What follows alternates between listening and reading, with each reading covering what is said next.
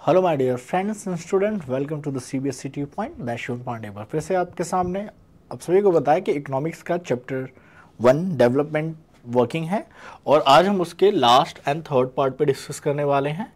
इससे पहले जो हमने टॉपिक्स पढ़े हैं वो आपको पता है। तो आज का जो टॉपिक है आपने थंबनेल देखा ही होगा। आज हम पढ़ने वाले हैं एवरेज इनकम तक हमारी डिस्कशन हो चुकी थी। Today we will learn about income and the other criteria. What we are going to learn, income and other criteria, और समझते हैं कि इनकम और अदर क्राइटेरिया कैसे वर्क करता है। टोटली क्या डिस्कस करने वाला है इसमें मैं ये आपको बता दूं कि हियर इन दिस स्लाइड हम डिस्कस करेंगे, क्या करेंगे ये देख लीजिए कि इनकम के अलावा और कौन से क्राइटेरिया है। What are the criteria rather than income. Okay, rather than income, income के अलावा और कौन से ऐसे क्राइटेरिया हैं जिसके बिहाफ पे हम डेवलपमेंट को मेजर करते हैं। क्योंकि इनकम, एवरेज इनकम चलिए कंट्री को डेवलप्ड और सेमी डेवलप्ड बनाने में अलग बात है, बट इसके अलावा और से क्राइटेरिया होते हैं। यहाँ पे हम एग्जांपल लेंगे, टेबल 1.3 और टेबल 1.4 इसके बिलो है, उससे समझेंगे। ध्यान से देखिए, यहाँ पे पर कैपिटा इनकम की बात की गई है। 2018-19 का डेटा है, रुपीज में ये डेटा दिया गया है। पर कैपिटा इनकम का मतलब उस स्टेट वाइज कि उस स्टेट के लोगों की इनकम हाई है। इनकम लेवल क्या है? हाई है। किसकी हाई है? हरियाणा का एक इंसान एवरेज 2,36,000 कमाता है, केरला में 2,04,000 है और बिहार में 40,982 है। ये पर पर्सन इनकम है स्टेट वाइज। इसका मतलब तय है कि हरियाणा की इनकम ज़्यादा है, हरियाणा में लोगों के पास पैसे ज़्यादा है। अब आप कहोगे सर पैसे ज़्यादा हैं तो अपनी ज़रूरत की चीज़ें वो ज़्यादा से ज़्यादा कंप्लीट कर पाते होंगे, क्योंकि अभी तो हमने ये पढ़ा था कि ज़्यादा से ज़्यादा अपनी ज़रूरत की चीज़ें कंप्लीट कर पाते हैं। लेकिन चलिए आते हैं थोड़ी सी और आगे बढ़ते हैं और एक और टेबल देखते हैं। अब some comparison rather than criteria, rather than income. अब comparatively data on the Haryana, Kerala and Bihar, और इसमें क्या किया गया है, एक पहला लाया गया है इन्फेंट मोर्टेलिटी रेट, मतलब 1 ईयर से छोटा बच्चा, 1 ईयर से स्मॉल किड, जो बच्चा बॉर्न हुआ और 1 साल के अंदर का हो, ठीक है, उसकी 1000 बच्चों में कितने बच्चों की डेथ हो जाती है, मतलब ठीक है। दूसरा लिटरेसी रेट है। तीसरा है नेट अटेंडेंस रेशियो की 14 से 15 ईयर तक के बच्चे में कितने बच्चे स्कूल जाते हैं, ठीक है। यहां से देखते हैं, हरियाणा में 1000 में 30 बच्चों की डेथ हो जाती है पैदा होने के 1 साल के अंदर, बिहार में 32, केरला में केवल ये 7 का आंकड़ा है, डबल डिजिट पे भी नहीं है। लिटरेसी रेट कहा जाए तो हरियाणा का 82 है, बिहार का 62 है और केरला का 94 है। और नेट अटेंडेंस रेशियो जैसे 14-15 ईयर के कितने बच्चे स्कूल जाते हैं, तो 100 में से ये देख लीजिए 61 हरियाणा में जाते हैं, 43 बिहार में जाते हैं और 83 जाते हैं केरला में 14-15 ईयर की एज के बाद की स्कूलिंग में। अब टेबल 1.3 और 1.4 में क्या फर्क पता चला कि केवल पैसा ज्यादा कमाने से, केवल पैसा ज्यादा कमाने का यह मतलब नहीं होता कि आप सभी तरह से डेवलप्ड हैं। किसी के घर केवल पैसा हो बट शिष्टाचार ना हो, एजुकेशन ना हो, हेल्थ ना हो, तो आप कह सकते हो कि वह पैसे कमाए, इसने इज्जत नहीं कमाई, ना ही कोई सेंस है बात करने की, ठीक है। तो इन दो कंपैरिजन में हमें एक चीज तो पता चला कि पर कैपिटा इनकम होने का मतलब आप रिच या पुअर हो सकते हो, बट सारे एस्पेक्ट में डेवलप्ड हो ये जरूरी नहीं है। जब आप HDR देखते हो, ह्यूमन डेवलपमेंट रेशियो देखोगे, तो वहां पे आपको पता चलेगा कि एजुकेशन और हेल्थ भी बहुत ज्यादा मैटर करती है। हेल्थ में केरला आगे है। केरला वैसे तो वहां पे देखा 1.3 में सेकंड रैंक पे था, ज्यादा पीछे नहीं था, थोड़ा पीछे था, सेकंड रैंक पे था, ठीक है। और बाकी उसकी लिटरेसी भी कमाल की है। हेल्थ ये क्या दिखाता है, ये दिखाता है कि हेल्थ फैसिलिटी आपके यहाँ कैसी है। और यहाँ पे हेल्थ में केवल प्राइवेट हॉस्पिटल की बात मत किया कीजिए, यहाँ पे ये गवर्नमेंट स्ट्रक्चर की बात कर रहा है। यहाँ पे भी लिटरेसी रेट भी गवर्नमेंट स्ट्रक्चर की बात कर रहा है कि वहाँ की जो सामुदायिक स्वास्थ्य केंद्र हैं, जो गवर्नमेंट की लोकल बॉडीज हैं, हाउ सक्सेसिस दे आर। ओके, तो ये इकोनॉमिक सर्वे 2020-21 के अकॉर्डिंग है, नेशनल सर्वे सर्वे ऑर्गेनाइजेशन की रिपोर्ट है, ठीक है। इन्फेंट मोरालिटी रेट मैंने पहले बताया, इंडिकेट करता है कि number of children drive before the age of 1 year, 1000 बच्चों पे ये कैलकुलेट किया जाता है। लिटरेसी रेट हमारे यहाँ कैलकुलेट किया जाता है कि 7 ईयर एबव बच्चा अपनी मातृभाषा में अपना नाम लिख सकता है या बोल सकता है, ठीक है। और नेट अटेंडेंस रेशियो चिल्ड्रन 14 से 15 साल के बीच कितने बच्चे स्कूल, मतलब क्लास 8th के बाद कितने बच्चे स्कूल जाते हैं, ये बात आती है। यहां ध्यान से देखा जाए तो बिहार में अगर आपने क्लास 8th के बाद 9th 10th 11th 12th पढ़ा तो आपके कितने सारे ऐसे दोस्त हैं जो आपको अगली क्लास 9th में दिखेंगे ही नहीं, ये दिखेंगे ही नहीं, ये कहीं और है। और ये सरकारी स्कूलों का डेटा है, ठीक है।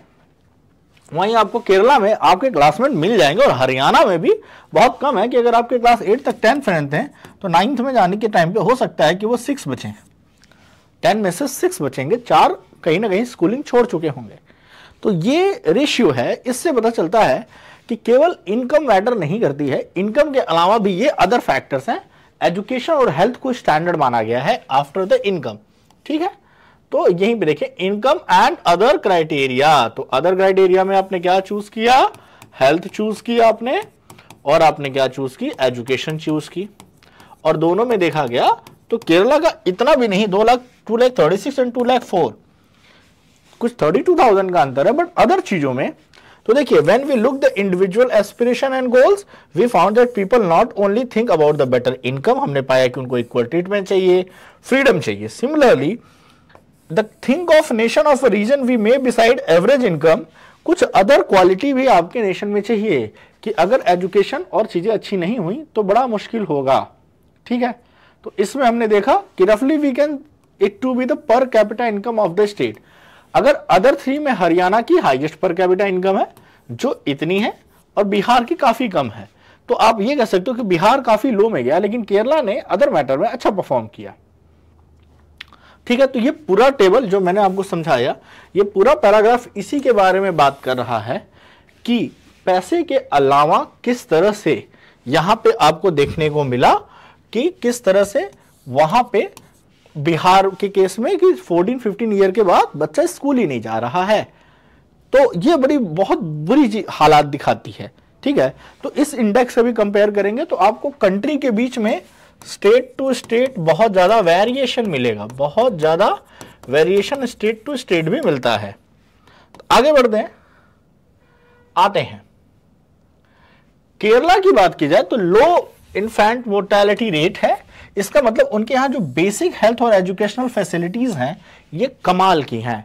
ऐसे ही कई शहरों में पब्लिक डिस्ट्रीब्यूशन सिस्टम बहुत अच्छा है, PDS system, public distribution system मतलब वो अंत्योदय योजना वाली जो राशन वाली दुकानें हैं, अंत्योदय योजना में जो फ्री राशन दिया जाता है, तो अगर उसकी जो राशन दिया जाता है उसकी प्लानिंग अच्छी हो तो लगभग में सभी गरीबों को राशन मिलेगा और वो भूखमरी के शिकार नहीं होंगे, they will not be die because of hunger. Okay, so every state have some good value और सम गुड, जगह लोकल एडमिनिस्ट्रेशन जो गवर्नमेंट का सिस्टम है वो अगर बेटर है तो ही ज्यादा से ज्यादा लोग बेनिफिटेबल होंगे, because affording the private things is a quite costly thing. Okay, चलिए ये डेटा है, टेबल है, ये आप एज ए होमवर्क जरूर ट्राई करिएगा क्योंकि ये कुछ चीजें आपकी सेल्फ प्रोग्रेस के लिए होती हैं। अच्छा, यहां की बात करें तो इस टेबल में देखिए कुछ there are some data is given and there are some questions they have made. जैसे ये यूपी का डाटा है, यूपी के एजुकेशन सिस्टम का डाटा है कि literacy rate for rural population male and female, फिर 10 to 14 ईयर के बच्चों के क्या हाल है जो लिटरेसी रेट है, और रूरल चिल्ड्रन जो जितने स्कूल जा रहे हैं, स्कूल जाने वाले अटेंडिंग की क्या हाल है। तो ये तो लिटरेसी दिखा रहा है, अगर कहीं इलिटरेसी पूछ लिया तो 100 से माइनस कर दीजिए, ये क्या दिखाएगा 24, ये क्या दिखाएगा 46%, ऐसे यहां पे 10 और यहां पे 13, राइट, यहां पे 15 और यहां पे 18। तो ये इलिटरेसी या अपोजिट रेशियो है, तो उसके अकॉर्डिंग आपको क्या करना है, ये फिलिप्स को फिल करना है, इन फिलिप्स को फिल करना है, ठीक है।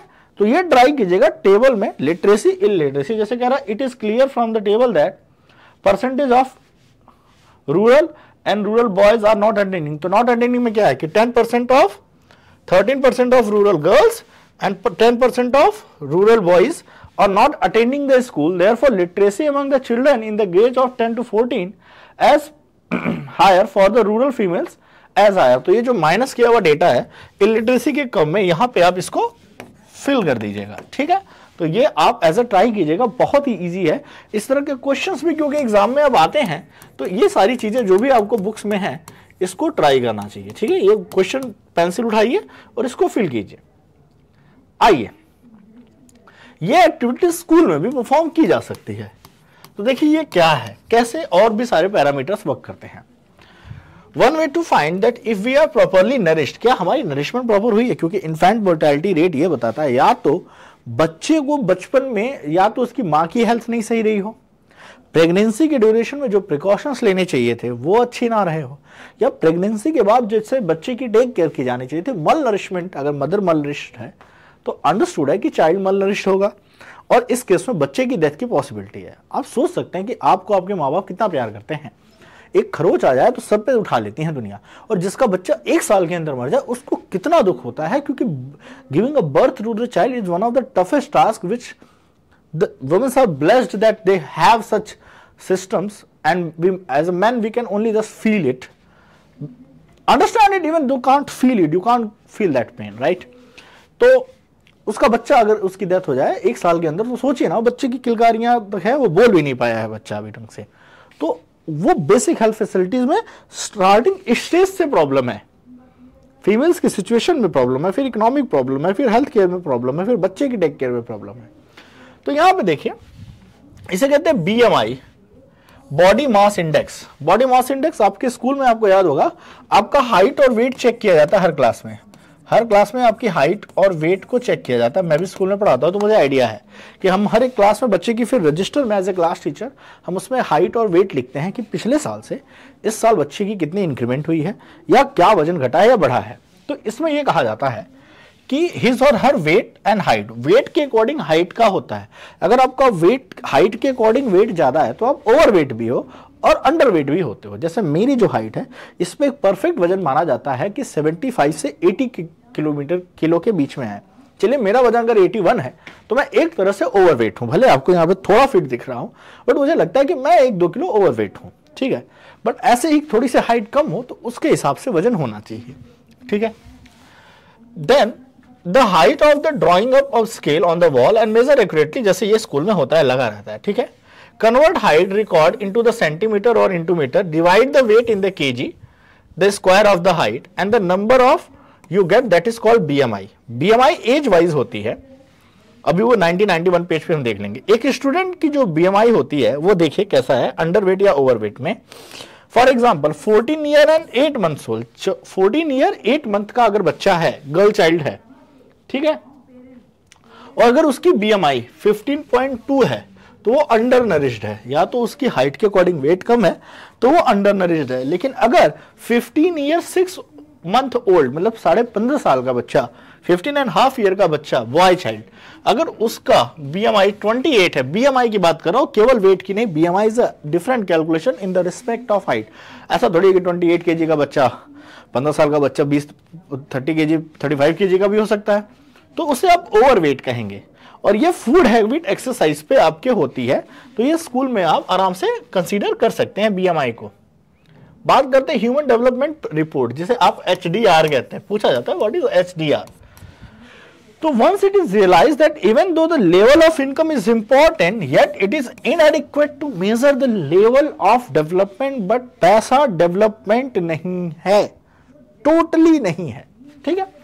We began to think other creation, हालांकि बहुत ज्यादा क्राइटेरिया नहीं लिया जाता, अदरवाइज वो यूजलेस हो जाएगा। तो हमने को यूजफुल बनाने के लिए small number of most important thing ली, जिसमें से हेल्थ और एजुकेशन को बेस्ट इंडिकेटर माना जाता है, जिसमें से हमने केरला और हरियाणा के बीच में कंपैरिजन देखा, बिहार तो कंपटीशन में भी नहीं आया। Over the past of decade health and education indicator have the come to widely use, और लगभग में जितने भी सर्वे किए जाते हैं, जैसे होम को भी नहीं देखा जाता, घर नहीं देखा जाता, आपके पास घर है कि नहीं, लोग किराए के मकान पे रह सकते हैं यार, ठीक है। For instance human development report published by the UNDP comprise country based on education level and health status and per capita. तो 3 स्टैंडर्ड क्राइटेरिया, एजुकेशन देखी जाती है, हेल्थ देखी जाती है और पर कैपिटा इनकम देखी जाती है। और आपको 2020 की रिपोर्ट देख के थोड़ा बहुत इंटरेस्टिंग भी लगेगा कि आपको लगता है कि जो कंट्री आपसे स्मॉलर कंट्री है उनका इंडेक्स अच्छा आया है, इंडेक्स में वो हमसे टॉप क्वालिटी पे है, क्योंकि कहीं ना कहीं ये एवरेज निकाला जाता है। मान लीजिए हमारे कंट्री के कुछ 7-8 स्टेट गजब का परफॉर्म कर रहे हैं, बट कुछ स्टेट पे आप बिल्कुल ध्यान नहीं दे रहे हैं, तो ओवरऑल तो कंट्री देखी जाती है ना, स्टेट वाइज तो देखा नहीं जाएगा, तो वहां पे आपका डेटा लेस आता है। जैसे यहां देखिए some data regarding India and its neighbouring, ये सारे हमारे नेबर हैं, हम सेकंड रैंक पे आए। पर कैपिटा इनकम में भी श्रीलंका इत्तू सा है हमारे बाजू में। रावण जी चले गए थे, हनुमान जी के साथ जीत के आ गए थे इसको। और 2011 का सेंसस में दिखाता है कि इसके पर, हालांकि फिलहाल अब अगर 2021 का डेटा दिखाया जाए तो श्रीलंका की बैंड बच चुकी है। क्यों? ये बैंक करप्ट हो गए थे जनाब, चाइना के ट्रैप में फंस के। तो ये बैंक करप्ट पर्सन है, अब इनका नहीं है। लेकिन 2011 के डेटा में इसकी सिचुएशन ठीक ठाक थी। तो लाइफ एक्सपेक्टेंसी एट बर्थ 100 में से 77 बच्चे यहाँ पे, मतलब लाइफ एक्सपेक्टेंसी एट बर्थ का मतलब ऐसा माना जाता है कि 77 ईयर जिएंगे। वहीं पे हमारे यहाँ 69.7 था। मीन ईयर ऑफ स्कूलिंग मतलब 25 या उससे एबव के लोगों का अगर स्कूलिंग का एवरेज निकाला गया तो ये 6.5 ईयर ही आया। और एचडीआई रैंक में हम 130 आए थे 2018 के डेटा में। तो आप समझ सकते हैं कि वहीं पाकिस्तान, म्यांमार, बांग्लादेश जो भी नीचे हो, बट हम अपनी नेबरिंग कंट्री में सबसे स्ट्रॉन्ग कंट्री खड़ी होती है ना भाई, द लार्जेस्ट डेवलपिंग इकोनॉमी है, बट यहाँ पे नहीं आया डेटा में। तो HDI stand for human development index, and इसकी टेबल में 189 कंट्रीज का निकाला जाता है और हम केवल 69 कंट्री से ऊपर हैं। ठीक है, वहीं आप देखेंगे life expectancy at birth denotes the name suggest average expected length of a person. और मतलब एक बार बच्चा पैदा हो गया, पर्सन पैदा हुआ तो कितने साल जिएगा? 70 साल कोई खराब एज नहीं है, लेकिन यहाँ पर श्रीलंका में 77 ईयर लोग जीते हैं। तो ये उनकी हेल्थ के बारे में एक अच्छा रिपोर्ट दिखाता है। पर कैपिटा इनकम को सबको पता है कि डॉलर के कंपैरिजन में कैलकुलेट किया जाता है। पर कैपिटा इनकम भी हाई थी, अब है नहीं, 2011 में थी, 21 में नहीं है। तो वी हैव इम्प्रूव, सीधी बात है कि इम्प्रूव करते रहते हैं। लेकिन ध्यान से देखा गया तो यहाँ पे ये स्मॉल कंट्री, क्योंकि इनकी पॉपुलेशन कम है, एक खास का बात यह है कि जो भी इनकी पॉपुलेशन, लिमिटेड पॉपुलेशन है, उसको इन्होंने अच्छे से टेक केयर किया है हमारे कंपैरिजन में। तो ये दिखाता है डेवलपमेंट ऐसे देखी जाती है, एसडीआई के थ्रू देखी जाती है, ह्यूमन डेवलपमेंट इंडेक्स के थ्रू देखी जाती है। तो हमें सरप्राइज हुआ ना कि एक स्मॉल कंट्री हमारे नेबर में है, उसके रिस्पेक्ट में हम बहुत बड़ी कंट्री है, लेकिन हम काफी लो लेवल पे आते हैं।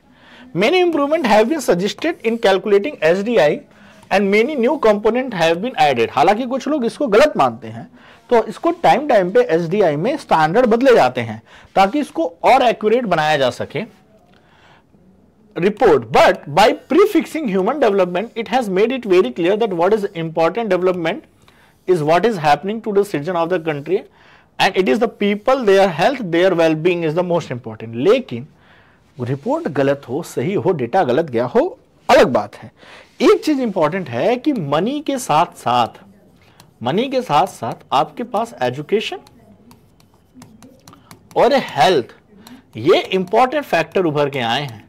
अगर एक हेल्दी और एजुकेटेड मैन है तो वो मनी तो बनाएगा यार। हेल्दी और एजुकेटेड पर्सन पैसा बना सकता है, उसको पैसा बनाने में दिक्कत नहीं आएगी। अगर हेल्थ खराब है या एजुकेशन नहीं है तो वो कंट्री पे क्या बन जाएगा? वो बन जाएगा कंट्री पे एक लायबिलिटी, और लायबिलिटी का मतलब आपको फिर वो बोझ की तरह हो जाएगा, और बोझ ढोना बड़ा मुश्किल काम हो जाता है। ठीक है, आते हैं लास्ट कंटेंट पे, सस्टेनेबिलिटी ऑफ डेवलपमेंट क्या है भाई? देखिए, सस्टेनेबल डेवलपमेंट, सतत विकास हिंदी में कहते हैं इसको। We have not inherited the word from our forefathers, we have borrowed it from our children.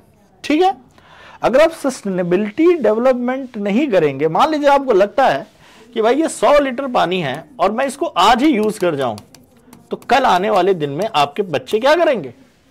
Natural resource आप पैदा हो गए लेके नहीं आए थे, नेचर से मिला है, इसका मतलब क्लियर है कि आपको इसको और बेहतर तरीके से अगली जनरेशन को देना है, ना कि वर्स्ट सिचुएशन में। अगर आपके मम्मी पापा आपके लिए एक बेटर नींव तैयार करके ना रखते तो आप इस सिचुएशन में नहीं होते जो स्कूलिंग आप अटेंड कर रहे हो। आस्क देयर पेरेंट्स कि क्या उन्होंने अच्छा बनाया था, क्योंकि ये रिस्पॉन्सिबिलिटी होती है किसी भी पर्टिकुलर वर्किंग जनरेशन की कि आने वाली जनरेशन को वो अपने ओर से एक बेटर फ्यूचर देके जाए। तो नेचुरल रिसोर्सेज लिमिटेड है, उनका प्रॉपर केयरफुली यूज करना ही अपने आप में सस्टेनेबल डेवलपमेंट है। ओके, तो पूरे पार्ट का यही मतलब है कि use the things in a proper way and a desired way and take care of the nature so that something should be left for the upcoming generation, क्योंकि generation यही खत्म नहीं हो रही। अब देखिए, ये दिखा रहा है कि ग्राउंड वाटर की सिचुएशन इंडिया में क्या है। देखिए, Recent evidence suggests that the groundwater is under serious threat. Overuse of many parts in the country. About 300 districts have been reported water level decline 4 meters during the past 20 years. Nearly 1/3 of the country is overusing their groundwater reserve, and in another 25 years, 60% of the country would be doing the same if the present way of using resources continue. मतलब जो हालात से जो practice आज आप कर रहे हो, अगर यही प्रैक्टिस आपने लाइफ टाइम की ना अगले 20-25 साल, तो हमारी हालात हो जाएगी कि 60% लोग ग्राउंड वाटर पे रिजर्व हो जाएंगे। और देख रहे हैं ग्राउंड वाटर की सिचुएशन। ग्राउंड वाटर कब फिल होता है? ग्राउंड वाटर की फिल या रिचार्ज होने की एक ही पॉसिबिलिटी है कि वहां पे क्या हो, रेनफॉल हो, और अच्छी खासी रेनफॉल हो तो ग्राउंड वाटर रिच हो जाता है। अब जैसे इस साल दिल्ली में ढंग की बारिश हुई ही नहीं है, लेकिन फिर भी खर्चे तो हैं ही और सारी चीजें चली रही हैं, तो कहीं ना कहीं ग्राउंड वाटर बहुत ज्यादा सक होता है। Particularly found in the agriculture prosperous region in the Punjab and Western UP, hardcore plateau are in the central South India and some coastal areas are rapidly growing urban population. Western UP का जो western हिस्सा है, नोएडा, बुंदेलखंड, मथुरा, ये सारों में क्या है, एक तो एग्रीकल्चर बहुत ज्यादा होता है, दूसरा अर्बन पॉपुलेशन है, और दोनों क्या करती हैं, वाटर की requirement each and every part पे है। तो ग्राउंड वाटर तो खराब हो चुका है, ठीक है। तो यही कारण है कि डेवलपमेंट करो, बट एक प्लान्ड डेवलपमेंट करो। अगर आप 4 बिल्डिंग बना रहे हो तो याद होना चाहिए कि इन 4 बिल्डिंग की वाटर सप्लाई कहां से आएगी। गुरुग्राम मत बन जाना। इंडिया वर्स्ट सेटल्ड सिटी का एग्जांपल दिया जाए ना तो गुरुग्राम है, टोटली अनप्लान्ड। देखने में तो आपको अच्छा लगेगा, बहुत सारी मल्टीनेशनल कंपनियां हैं, लेकिन पानी से लेके पानी के निकासी की व्यवस्था में कोई भी प्लानिंग नहीं है। एक टाइम जब बना था तो बहुत पॉपुलैरिटी में था, बट रिसेंटली उसको वर्स्ट सिटी मैनेजमेंट प्लानिंग का एग्जाम्पल देके बढ़ाया जाता है गुरुग्राम को। वो डेवलपमेंट के नाम पे हरियाणा में धब्बा हो गया है। हालांकि हरियाणा का गुरुग्राम के नाम से काफी फेमस हुआ है, बट रियलिटी सिटी की फैक्टर यही है, ठीक है।